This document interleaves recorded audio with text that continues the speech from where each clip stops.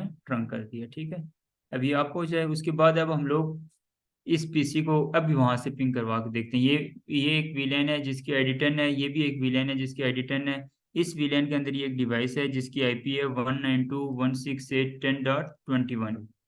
इस तरह से इस वीलैन में एक डिवाइस है जिसकी आईपी है 192.168.10.1। यहाँ से उसको अब पिंग करवाएंगे हम लोग।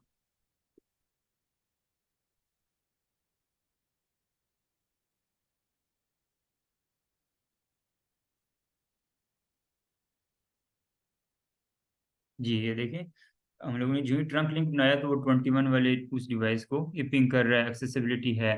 तो ये एक सिंपल सा मेथड तरीकाकार है स्टैटिकली। लेकिन इसके लिए देखिए, यहाँ तक समझ आ गई। हम लोगों ने जस्ट ट्रंक लिंक क्रिएट कर दिया, सैम वीलैन की आईडी दे दी। उसके बाद जो भी उस आईपी होगी, जो भी चीज़ होगी, उसको डिवाइस को एक्सेस करेगा। एक्सेस करने से बढ़ा दिया, डेटा की कम्युनिकेशन करेगा। लेकिन अब यहाँ पे हमारे पास प्रॉब्लम क्या आती है?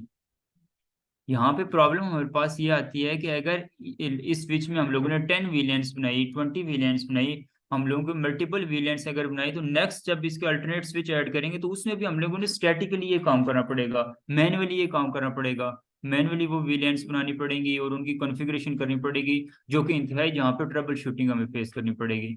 और जो एक टाइम है बहुत ज्यादा। और विलेंस को बनाने के दौरान, उनको आईडीज देने के दौरान हमसे प्रॉब्लम, गलती भी हो सकती है, मिस्टेक हो सकती है। और जब वो मिस्टेक होगी आईडीज देने के दौरान, उनको नाम वगैरह असाइन करने के दौरान जब वो मिस्टेक होगी, तो उसके रिजल्ट में क्या होगा, विलेन के अंदर जो डिवाइसेस होंगे वो उसके बावजूद भी आपस में जो है ना कम्युनिकेशन नहीं करेंगी। तो इसके लिए फिर हम लोगों का पास एक मेथड होता है डायनेमिक। ठीक है, डायनेमिक तरीके से विलेंस को बनाना। ठीक है, जिसमें हम लोग बेसिकली एक रूट स्विच हो जाएगा जिसको हम लोग सर्वर का नाम दे देंगे, एक सर्वर स्विच हो जाएगा। बाकी उसके साथ अटैच हम लोग बेशक 10 स्विचेस करें अकॉर्डिंग टू द रिक्वायरमेंट। एक साल के बाद अगर लेट्स सपोज 5 पोर्ट्स की रिक्वायरमेंट बढ़ी तो एक स्विच ऐड कर दिया। उसके बाद फिर हमें कुछ रिक्वायरमेंट्स बढ़ी तो फिर स्विच ऐड कर दिया। जस्ट हम लोग स्विच को ऑफ करते जाएंगे और उसको हम लोग जो है ना उसको एक बेसिक सिंपल सी कॉन्फ़िगरेशन करेंगे, तो उसमें जितना भी वीलैंड्स एक मेन स्विच के अंदर बनी होंगी, आगे जितने भी उसके क्लाइंट्स होंगे उन सब के अंदर वो वीलैंड्स ऑटोमेटिकली क्रिएट हो जाएंगे। ठीक है, तो इस ये बेसिकली वीलैंड ट्रंकिंग प्रोटोकॉल, इसको हम लोग स्टडी करेंगे। ये बात समझ आ गई यहाँ तक? इससे पहले वीलैंड बनाना सर जो सर्वर स्विच बनेगा उसके अंदर जो वीलैन होगी वो आगे, कर देगा। जी जी, वो आगे सबको जो है ना शेयर कर देगा। ठीक है,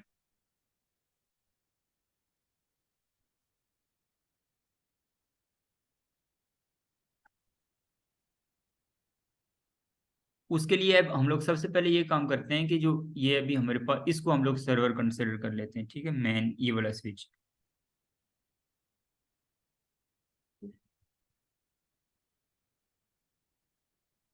इसको सर्वर स्विच कंसिडर कर लेते हैं। और अभी जो क्लाइंट है ये वाला, इसके अंदर से तमाम कॉन्फ़िगरेशन को रिमूव कर लेते हैं। जी, दोबारा रिपीट करूँ? अभी देखिए, हम लोगों ने यहाँ पे एक विलेन बनाई थी, विलेन 10। ठीक है, और सेम हमें कोई पोर्ट्स की जरूरत पड़ी और हम लोगों ने एक और विलेन बना दी, एक स्विच ऐड कर लिया यहाँ पे। उसके बाद फिर हम लोगों ने इनके दरमियान में ट्रंक लिंक बनाया। ट्रंक लिंक बनाने के बाद ये देखें, उस सामने बोर्ड की तरफ देखें, आपको सही समझ आएगी। ये एक डिवाइस है जिसकी आईपी थी 192.168.10.21, जो दूसरे स्विच की वीलेन 10 में थी। अब इस स्विच की वीलेन 10 से हम लोगों ने उसको पिंग किया, तो देखिए ये पिंग हमारे पास हो गई।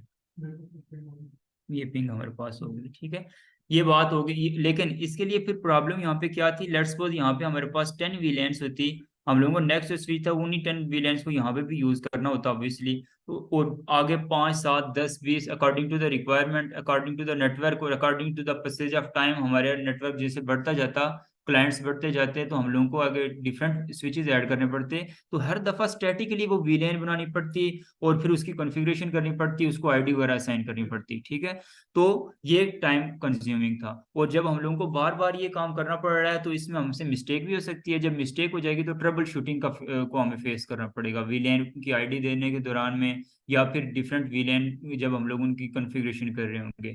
तो इसके लिए फिर ये जो मेथड हम लोग अभी यूज कर रहे हैं, ये स्टैटिकली देखें, मैनुअली हम लोग ये काम कर रहे हैं, तो इसको कहते हैं स्टैटिक वीलेन कॉन्फ़िगरेशन। ठीक है, तो इसके लिए फिर आज जो हम लोगों का असल, ये इससे पहले ये चीज़ें तो हम लोगों ने पहले देख ली थी वीलेंस, चले जो लोग नहीं थे पहले उन लोगों को वीलेन का टॉपिक रिवाइज हो गया।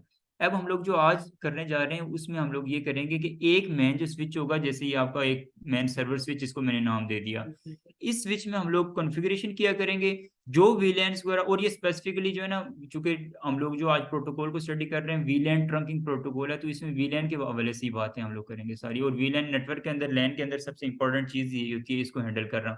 एक सिर्फ वीलैन हैंडलिंग की भी अलग से जॉब आती है पूरी नेटवर्किंग की, ठीक है। तो ये यहाँ पे हम लोग मेन सर्वर जो स्विच हुआ करेगा, इसमें कॉन्फ़िगरेशन किया करेंगे, इसको सर्वर मोड में ले आएंगे, और इसके बाद आगे 10 स्विचेस 20 स्विचेस जितने भी स्विचेस हम लोग ऐड किया करेंगे उनको जस्ट क्लाइंट मोड में ले आया करेंगे, और फिर जितनी भी कॉन्फ़िगरेशन हम लोगों की वीलैंस की यहाँ पे हुआ करेगी वो सारी नेक्स्ट शिफ्ट हो जाया करेगी। तो ये हमारे पास एक इजी मेथड है, ठीक है। इसको हम लोग देखते हैं। उससे पहले मैं आपको ये कह रहा था कि हम लोग इसको फिलहाल चूंकि हमने क्लाइंट ही कंसिडर करना है, तो इसकी जो ओल्ड कॉन्फ़िगरेशन है हम लोग इसको रिमूव कर देते हैं, ताकि हम लोग जब मेन सर्वर की कॉन्फ़िगरेशन करें तो वो सारी इसमें जो है ना ऐड हो जाए करें। तो